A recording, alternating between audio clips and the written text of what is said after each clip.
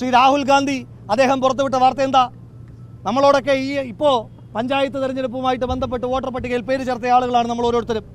നമ്മളോട് നമ്മുടെ പേര് ചോദിക്കുമ്പോൾ നമ്മൾ അഭിമാനത്തോടു കൂടി നമ്മുടെ പേര് എഴുതി. അച്ഛൻ്റെ പേര് ചോദിക്കുമ്പോൾ അതിനേക്കാൾ അഭിമാനത്തോടെ അച്ഛൻ്റെ പേരെഴുതി. അമ്മയുടെ പേര് ചോദിക്കുമ്പോൾ അതിനും അഭിമാനത്തോടെ നമ്മൾ അമ്മയുടെ പേരെഴുതി. എന്നാൽ നരേന്ദ്രമോദിയെ ജയിപ്പിച്ച, സുരേഷ് ഗോപിയെ ജയിപ്പിച്ച BJP-ക്കാർക്ക് അച്ഛൻ്റെ കോളം എടുക്കുമ്പോൾ PQRST എന്നാണ് പേര്. അമ്മയുടെ പേരെഴുതാൻ പറയുമ്പോൾ കാച്ചാട്ടാത്താപ എന്നാണ് എഴുതുന്നത്. അങ്ങനെ PQRST അച്ഛന്, കാച്ചാട്ടാത്താപ അമ്മയിലുണ്ടായ കുറേ അക്ഷരലിപികളായ കുഞ്ഞുങ്ങളാണ് BJP-യുടെ നരേന്ദ്രമോദിയെ തൊട്ട് സുരേഷ് ഗോപിയെ വരെ വിജയിപ്പിച്ചത് എന്നുള്ള ഏറ്റവും ഭീതിജനകമായ വാർത്ത പുറത്തേക്ക് വരികയാണ്. BJP-ക്കാർക്കിടയിൽ ആ കള്ളന്മാരുടെ കൂട്ടത്തിൽ ഏറ്റവും സത്യസന്ധനായ കള്ളൻ ശ്രീ സുരേഷ് ഗോപിയാണ്. അദ്ദേഹം പലകുറി കേരളത്തോട് പറഞ്ഞതാണ്, ഈ തൃശ്ശൂർ ഞാനിങ്ങ് എടുക്കുകയാ എന്ന്. അന്നേരമൊന്നും നമ്മൾ വിശ്വസിച്ചില്ല. നമ്മൾ വിചാരിച്ചു അതുപോലെ ശ്രീ സുരേഷ് ഗോപി എന്തോ വിടുവായിത്തം പറയുന്നതാണ് എന്ന്. പക്ഷേ അദ്ദേഹം ആ കള്ളന്മാർക്കിടയിൽ ഏറ്റവും സത്യസന്ധനായ കള്ളനായതുകൊണ്ട് അദ്ദേഹം പറഞ്ഞു വെച്ചതാണ്, ഞാൻ ജയിക്കുകയല്ല കട്ടെടുക്കുകയാണ് എന്ന് നിരവധി തവണ സുരേഷ് ഗോപി തന്നെ പറയുന്ന സാഹചര്യം ഉണ്ടായി. ഈ രാജ്യത്തിൻ്റെ പ്രധാനമന്ത്രി പദവി തൊട്ട് ഇന്ന് BJP-ക്കാർ കൈയാളുന്ന മുഴുവൻ പദവികളും ഈ രാജ്യത്തെ ജനാധിപത്യത്തെ മോഷ്ടിച്ച് അവർ നേടിയ വിജയങ്ങളാണ്. ആ വിജയങ്ങൾക്കെതിരായി ശ്രീ രാഹുൽ ഗാന്ധി എന്ന ഇന്ത്യയുടെ പ്രതിപക്ഷ നേതാവിൻ്റെ നേതൃത്വത്തിൽ അതിശക്തമായ സമരങ്ങൾ ഈ രാജ്യമെമ്പാടും നടന്നുകൊണ്ടിരിക്കുകയാണ്. നിങ്ങൾക്കറിയാം, ബീഹാറിൽ അവസാനമായി ഒരു കോൺഗ്രസ് മുഖ്യമന്ത്രി ഉണ്ടാകുന്നത് 3 പതിറ്റാണ്ടുകൾക്ക് മുൻപാണ്. ആ ബീഹാറിൻ്റെ മുന്നിൽ, ആ ബീഹാറിൻ്റെ മണ്ണിൽ വോട്ടർ ജാഗരൻ യാത്ര എന്ന ഇന്ത്യയുടെ പ്രതിപക്ഷ നേതാവിൻ്റെ യാത്രയ്ക്ക് ഓരോ ദിവസവും അണിനിരക്കുന്നത് 10,000-കണക്കിനായ മനുഷ്യന്മാരാണ്. ഇന്ത്യൻ നാഷണൽ കോൺഗ്രസിൻ്റെ രാഷ്ട്രീയമായി വേരോട്ടമില്ലാത്ത പ്രദേശങ്ങളിൽ പോലും ശ്രീ രാഹുൽ ഗാന്ധി എന്ന ഇന്ത്യയുടെ പ്രതിപക്ഷ നേതാവിനെ കേൾക്കുവാൻ, ഈ രാജ്യത്തിൻ്റെ തകർന്നു പോകുന്ന ജനാധിപത്യ വ്യവസ്ഥയെ തിരികെ പിടിക്കുവാൻ ഈ രാജ്യത്തെ ജനങ്ങൾ ബീഹാറിൻ്റെ രൂപത്തിൽ ഒഴുകിയെത്തുന്ന കാഴ്ച നമ്മൾ കണ്ടുകൊണ്ടിരിക്കുകയാണ്. ഈ സമരങ്ങൾക്ക് സന്ധിയില്ല. എനിക്ക് മനസ്സിലാകാത്തത്, ഈ തിരുവനന്തപുരത്തെ AC-യും CI-യും അടക്കമുള്ള ആളുകളോട് എനിക്ക് ചോദിക്കാനായിട്ടുള്ളത്, നിങ്ങൾ കേരള പോലീസല്ലേ? ഈ നാടിനൊരു പ്രത്യേകതയുണ്ടല്ലോ. ഈ നാടിൻ്റെ പ്രത്യേകത മതേതരത്വത്തെ മുറുകെ പിടിക്കുന്ന നാടാണ്. വർഗീയത എങ്ങനെയൊക്കെ വേരൂന്നുവാനുള്ള ശ്രമങ്ങൾ നടത്തിയാലും അതിനെ പരാജയപ്പെടുത്തിയ നേമവും മഞ്ചേശ്വരവും പാലക്കാടും അടങ്ങുന്ന ഈ കേരളത്തിൽ നിങ്ങൾ ശ്രീ പിണറായി വിജയൻ എന്ന കേരളത്തിൻ്റെ മുഖ്യമന്ത്രിയുടെ ആഭ്യന്തരമന്ത്രിയുടെ കീഴിലുള്ള പോലീസാണ് എങ്കിൽ നിങ്ങൾക്കെന്തിനാണ് അമിത്ഷായ്ക്കും നരേന്ദ്രമോദിക്കും എതിരായുള്ള പ്രതിഷേധത്തെ കാണുമ്പോൾ ഇത്രയേറെ അസ്വസ്ഥതയുണ്ടാകുന്നത്? ബഹുമാന്യനായ CI സർക്കിൾ ഇൻസ്പെക്ടർ അദ്ദേഹത്തോടുള്ള എല്ലാ ബഹുമാനവും നിലനിർത്തിക്കൊണ്ട് പറയട്ടെ, അദ്ദേഹം പറഞ്ഞത് എല്ലാവർക്കും ഒരു നിയമമേ ഉള്ളൂ എന്നാണ്.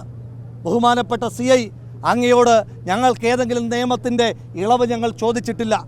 അങ്ങേക്ക് നിയമപരമായി ചെയ്യുവാൻ കഴിയുന്ന മുഴുവൻ കാര്യങ്ങളും ചെയ്യുവാനുള്ള പൂർണ്ണമായ സ്വാതന്ത്ര്യം ഇന്നത്തെ ദിവസം വരെ ഈ രാജ്യത്തുണ്ട്.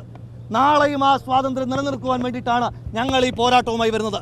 അങ്ങേക്ക് അങ്ങയുടെ കൃത്യനിർവഹണം നടത്തുവാനുള്ള സ്വാതന്ത്ര്യമുള്ളതുപോലെ ഞങ്ങൾക്ക് ജനാധിപത്യപരമായി പ്രതിഷേധിക്കുവാനുള്ള സ്വാതന്ത്ര്യവും ഈ രാജ്യത്തുണ്ട് എന്ന് ബഹുമാനപ്പെട്ട പോലീസ് ഇൻസ്പെക്ടർ മനസ്സിലാക്കേണ്ടതായിട്ടുണ്ട്.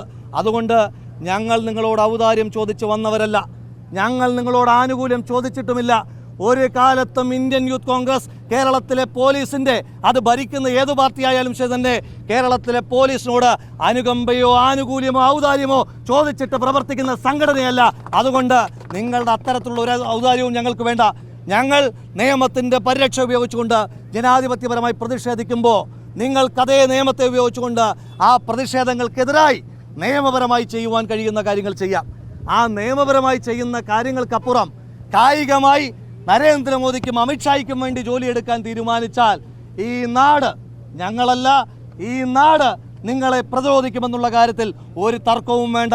അതുകൊണ്ട് ഞങ്ങൾക്ക് നിയമത്തിൻ്റെ ആനുകൂല്യം വേണ്ട.